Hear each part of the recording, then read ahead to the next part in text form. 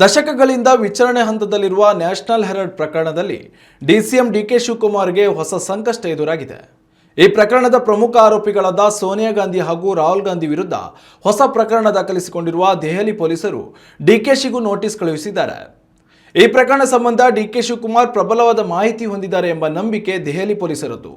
ಈ ಹಿನ್ನೆಲೆಯಲ್ಲಿ ಡಿಕೆ ಶಿವಕುಮಾರ್ ನಿವಾಸಕ್ಕೆ ನೋಟಿಸ್ ಕಳುಹಿಸಲಾಗಿದ್ದು ಡಿಸೆಂಬರ್ 19ರ ಒಳಗಾಗಿ ವಿಚಾರಣೆಗೆ ಹಾಜರಾಗುವಂತೆ ಸೂಚನೆ ನೀಡಲಾಗಿದೆ.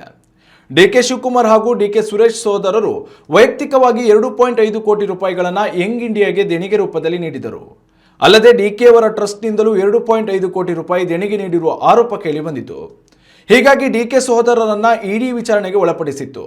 ಸೋನಿಯಾ ಗಾಂಧಿ ಹಾಗೂ ರಾಹುಲ್ ಗಾಂಧಿ ವಿರುದ್ಧ ಅಕ್ಟೋಬರ್ 3ರಂದು ಹೊಸ ಪ್ರಕರಣವೊಂದನ್ನು ದಾಖಲಿಸಿಕೊಳ್ಳಲಾಗಿದೆ. ಈ ಪ್ರಕರಣ ಸಂಬಂಧ ಡಿಕೆಶಿ ಪ್ರಬಲವಾದ ಮಾಹಿತಿಯೊಂದನ್ನು ಹೊಂದಿದ್ದಾರೆ ಎನ್ನಲಾಗಿದ್ದು, ವಿಚಾರಣೆಗೆ ಹಾಜರಾಗುವಂತೆ ನೋಟಿಸ್ ನೀಡಲಾಗಿದೆ.